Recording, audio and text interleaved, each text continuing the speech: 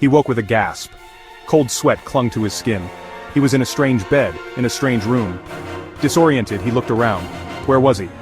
He sat up, heart pounding in his chest. A small folded note lay on the nightstand. He picked it up, his hands trembling.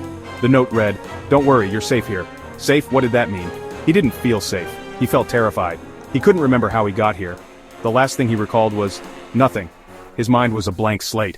He stumbled out of bed into the window. He looked out at the unfamiliar street below. A wave of nausea washed over him. He didn't recognize anything. Who was he? He spent the day in a haze, trying to piece together his fragmented memories. Flashes of images flickered through his mind, a woman's face, a child's laughter, a dark, shadowy figure. But the images were fleeting, slipping away like grains of sand through his fingers. He found himself drawn back to the note. "You're safe here," it said. Was he a prisoner? Was someone watching him? He examined his body, searching for clues. There were strange bruises on his arms and legs, marks he couldn't explain. They were like the fingerprints of some unseen force. He felt a chill run down his spine. Something was terribly wrong. He wasn't who he thought he was. He was living someone else's life, but whose? Days turned into weeks, each one a terrifying echo of the last. He woke in different beds in different rooms, each time with a note reassuring him of his safety. He tried retracing his steps, but his memories were like shattered glass, impossible to put back together. One morning he woke up in his own apartment. He was lying in his own bed, the familiar scent of his sheets filling his nostrils. He felt a surge of relief. Maybe it was all a bad dream, but then he saw it. There, on the bathroom mirror, scrawled in soap, was a message. "You should see yourself when you sleep."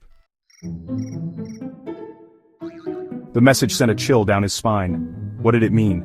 Was he sleepwalking? Doing things he didn't remember? He searched his apartment, desperate for answers. He found a notebook hidden in his desk drawer, filled with handwriting he recognized as his own, but the words were strange, unfamiliar. The entries spoke of meetings, of deals, of a life he had no memory of living. He read on, his heart pounding in his chest. The person in this notebook was ruthless, cold, calculating. It wasn't him, it couldn't be. Couldn't.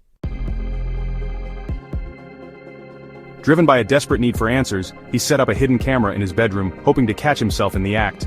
He slept fitfully that night, plagued by nightmares of dark figures and shadowy corridors. In the morning, he rushed to check the footage, his hands shaking with anticipation and dread.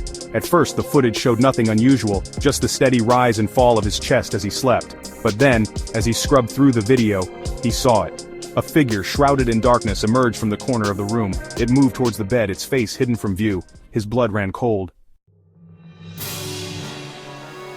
He watched in horror as the figure climbed onto the bed and leaned over him. He saw its hand reach out and touch his forehead. Then, everything went black. The footage cut out. He rewound the tape and played it back, his heart pounding in his chest. Each time he watched it, the same thing happened. The figure emerged. The hand reached out, and then darkness. What was it doing to him? Stealing his memories? Implanting new ones? He didn't know, but one thing was clear. He was in grave danger. He had to find a way to stop it before it was too late. He sought help from doctors, from therapists, from anyone who would listen.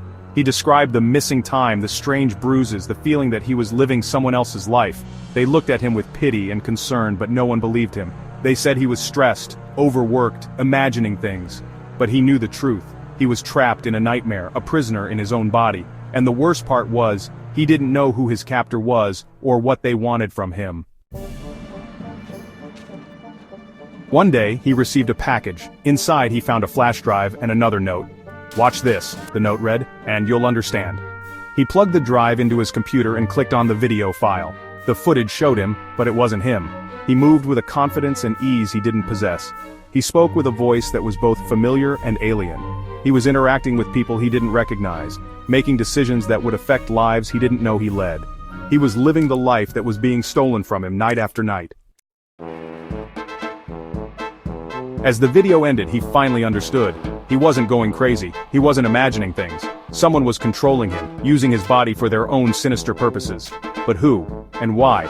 He searched for answers, but they eluded him. He was out of time.